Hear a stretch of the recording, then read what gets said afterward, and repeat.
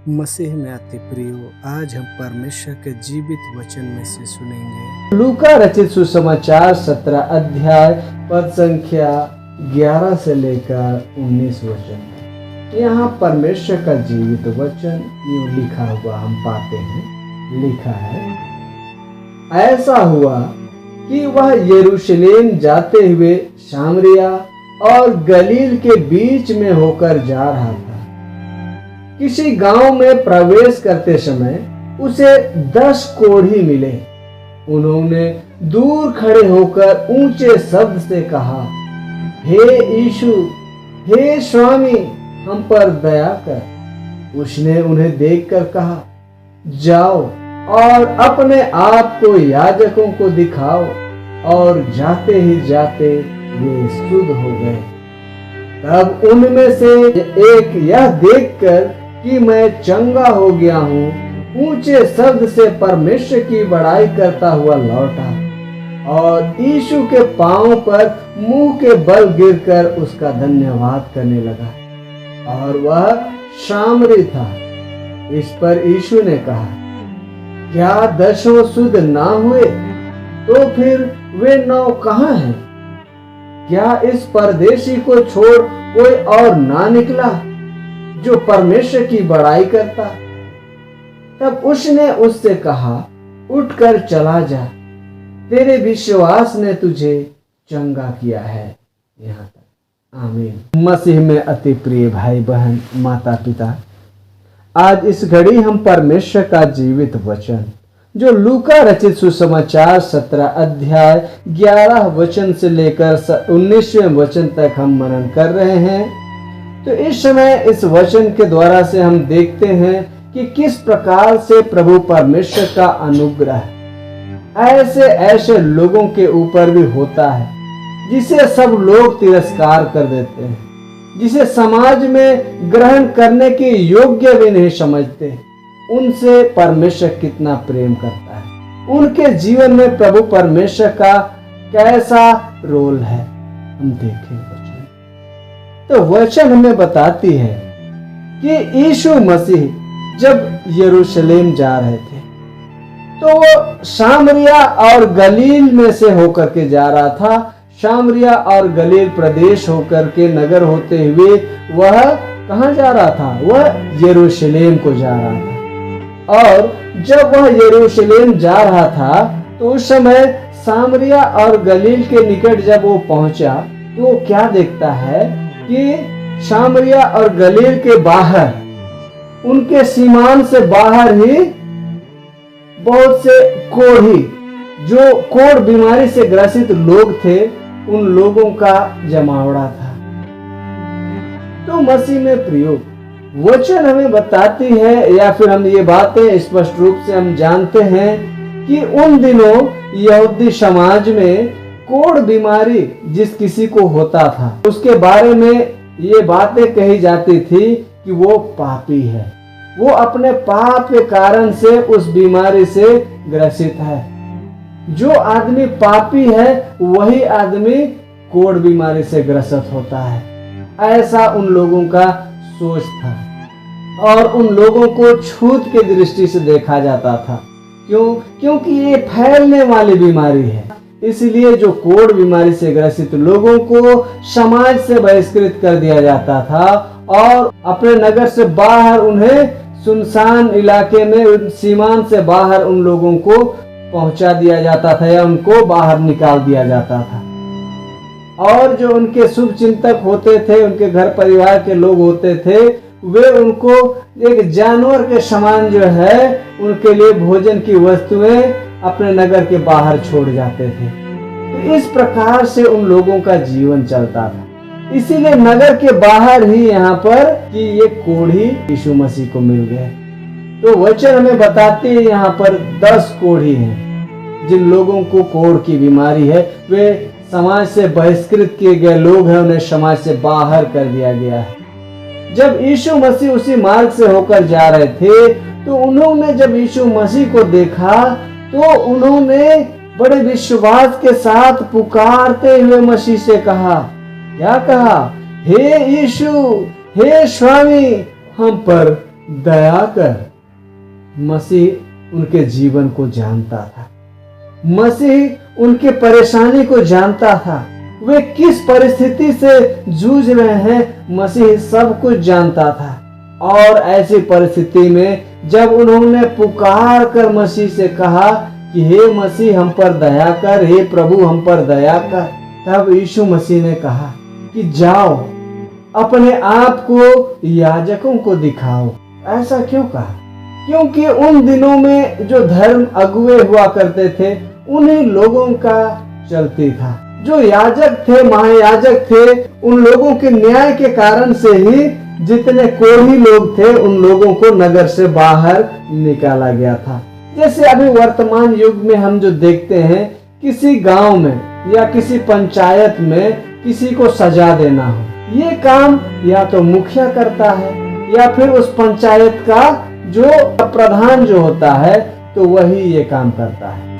तो उन दिनों में ऐसी जो भी सभाएं हुआ करती थी, उन सभाओं में जो याजक लोग थे वे ही सभापतित्व करते थे और उनके अगुवाई के द्वारा से, उनके फैसले के द्वारा से सारे निर्णय लिए जाते। इसीलिए यीशु मसीह ने कहा जाओ और अपने आप को याजकों को दिखाओ। और यीशु मसीह से ऐसा आदेश पाकर 10 के 10 जितने वहां उपस्थित कोढ़ी बीमारी से लोग थे, सब लोग याजकों की ओर चल दिए। और जब वे जा ही रहे थे तो जाते जाते जब उन्होंने अपने शरीर को देखा तो सब लोग चंगे हो गए। उनमें जो कोढ़ की बीमारी थी वो पूरी तरह से दूर हो गया और वे लोग अब शुद्ध हो चुके हैं।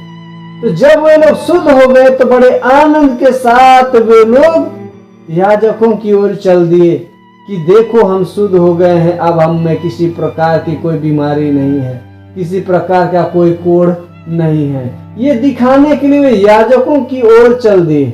लेकिन वचन में बताती है एक कोढ़ी बीमारी से ग्रसित व्यक्ति जो अभी अभी चंगा हुआ, वह यीशु मसीह के पास लौटकर आया और वो ऊंचे स्वर से परमेश्वर की महिमा कर रहा था। क्यों? कि परमेश्वर पिता ने मेरे जीवन में ऐसी आशीष को दिया कि आज मेरे जीवन से सारी समस्याओं को दूर किया, सारे कोढ़ को उसने खत्म कर दिया और उस कोढ़ को खत्म करने के द्वारा से आज मेरे जीवन में बहुतायत का अनुग्रह प्रभु ने उंडेला है। इसी विश्वास के साथ में वो परमेश्वर की बड़ाई करते हुए यीशु मसीह के पास लौटा और उसके सामने उसने झुककर दंडवत किया और साथ ही साथ वो यीशु मसीह की भी महिमा किया।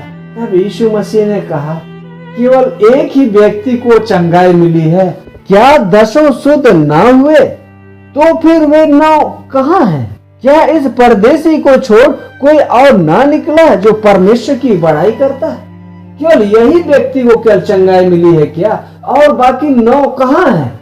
वहां 10 जन थे तो 10 के लोग जब चंगाई को प्राप्त किए तो और 9 कहाँ हैं?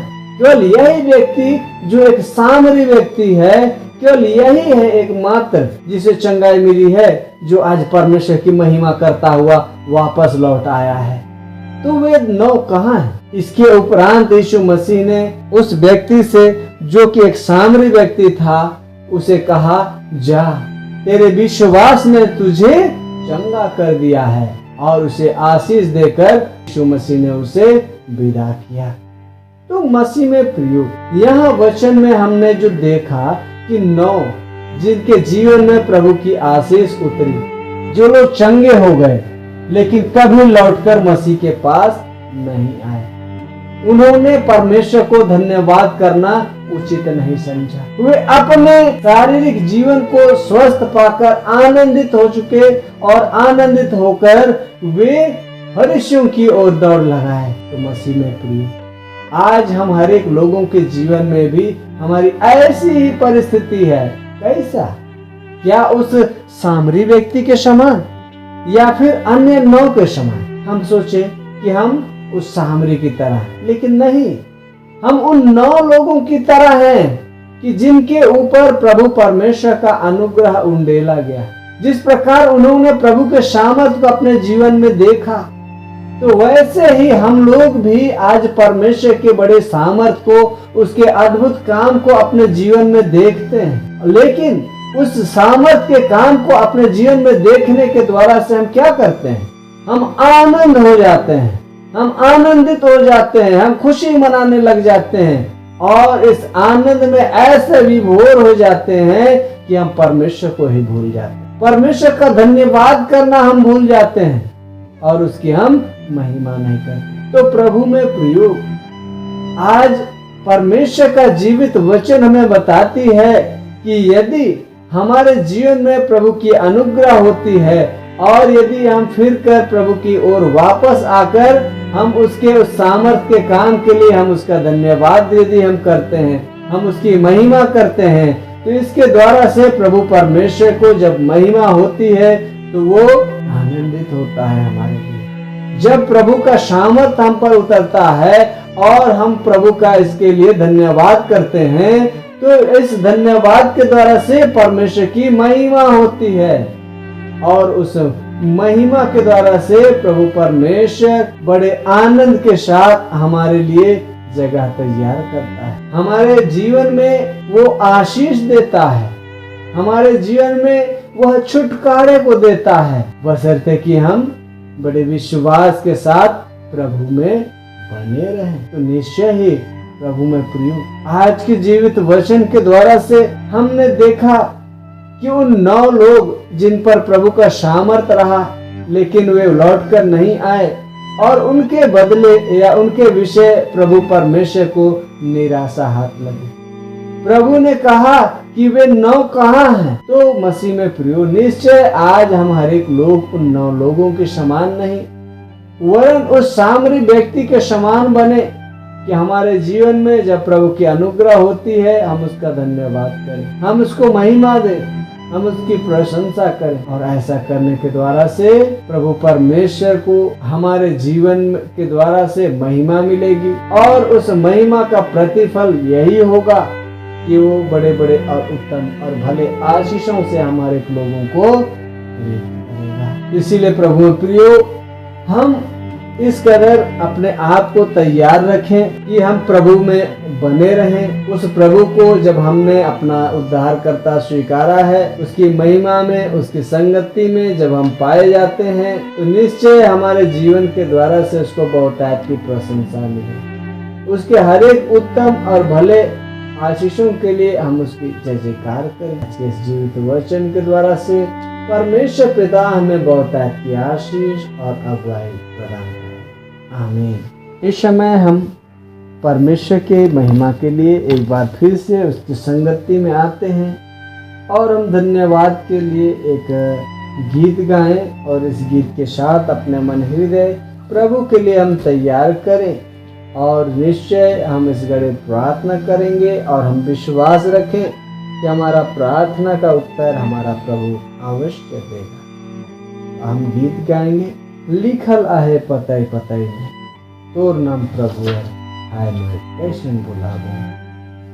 लिखल आहे पतई पतई में तोर नाम प्रभु वर, तोर नाम प्रभु वर, हाय मोय कैसन भुलाबो। गावे लागल मैना पंछी रे तोर नाम प्रभु वर, तोर नाम प्रभु वर, हाय मोय कैसन भुलाबो। बियाने कर इंजोत देखो ना तो तोरे याद आवेला, तोरे याद आवेला।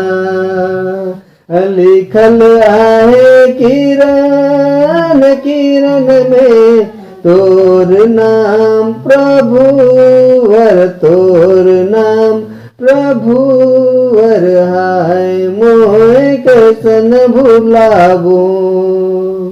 लिखल आहे पतई पतई में तोर नाम प्रभु वर, तोर नाम प्रभु हर हाय मोहे कैसन भुलाबो। गावे लागल मैना पंछी रे तोर नाम प्रभु हर, तोर नाम प्रभु हर हाय मोहे कैसन भुलाबो। सचमुच में इस संसार के हर एक कण कण में प्रभु का नाम है। उसी के द्वारा सब कुछ सिरजा गया है और उसी के द्वारा में सबका पालन पोषण और सबका मार्गदर्शन होता है। तो इसीलिए उस महान ईश्वर को हम लाखों लाख धन्यवाद करें, क्योंकि उसने अद्भुत काम हमारे जीवन में किया। संसार की सब सृष्टि पर उसने हमें स्वामी ठहराया है। तो उसके हर एक ऐसे उत्तम और भले आशीषों के लिए हम धन्यवाद करें।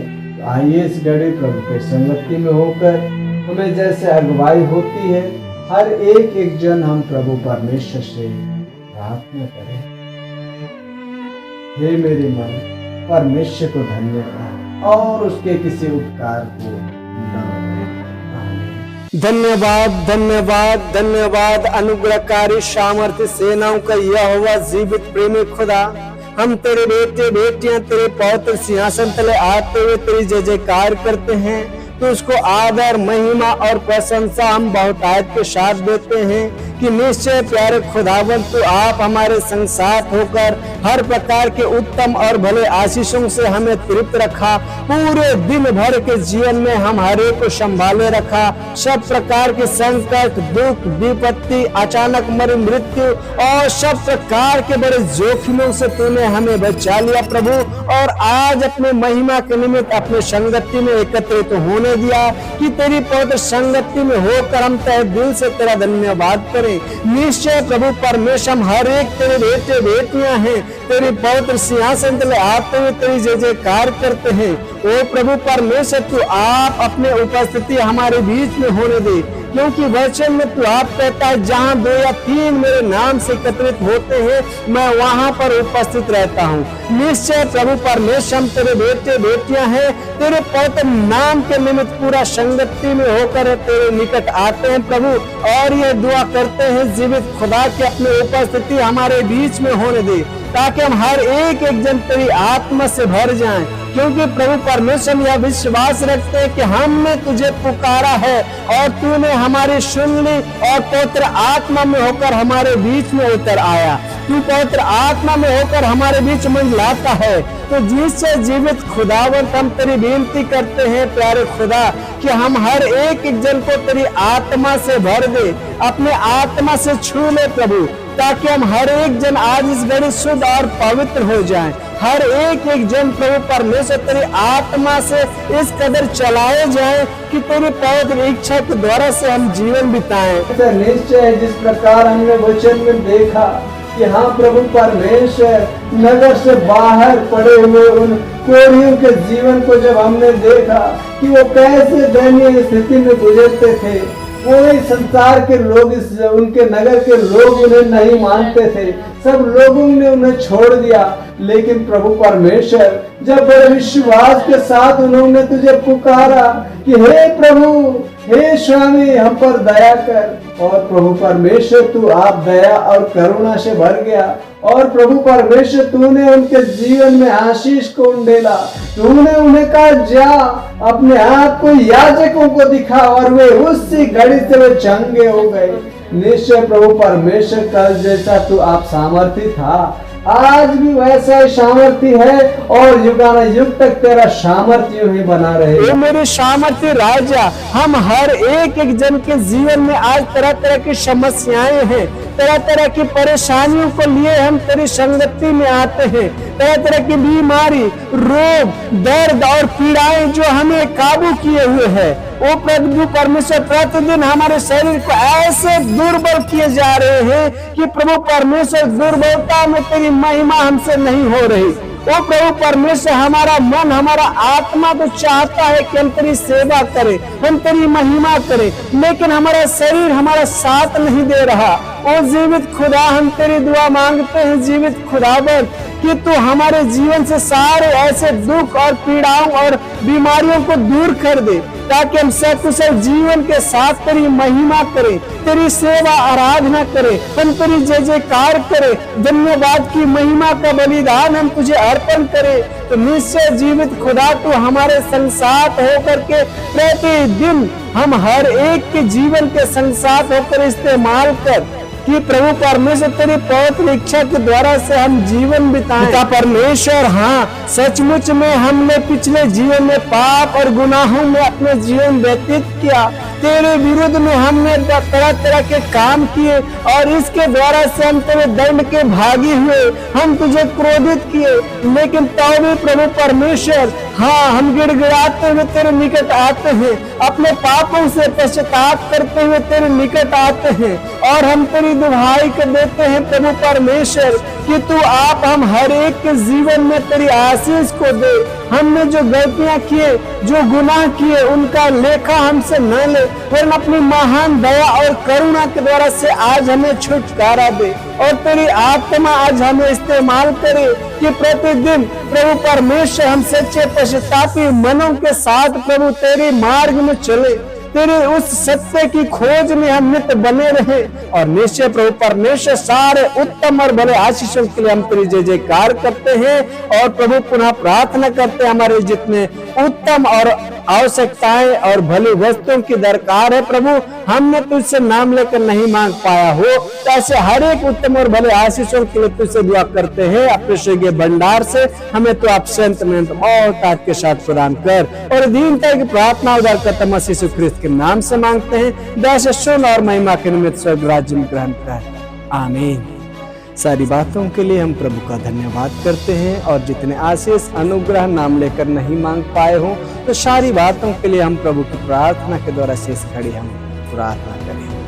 हे हमारे पिता तू जो स्वर्ग में है, तेरा नाम पवित्र किया जावे, तेरा राज आवे, तेरी इच्छा जैसे स्वर्ग में है वैसे पृथ्वी पर भी पूरी हो।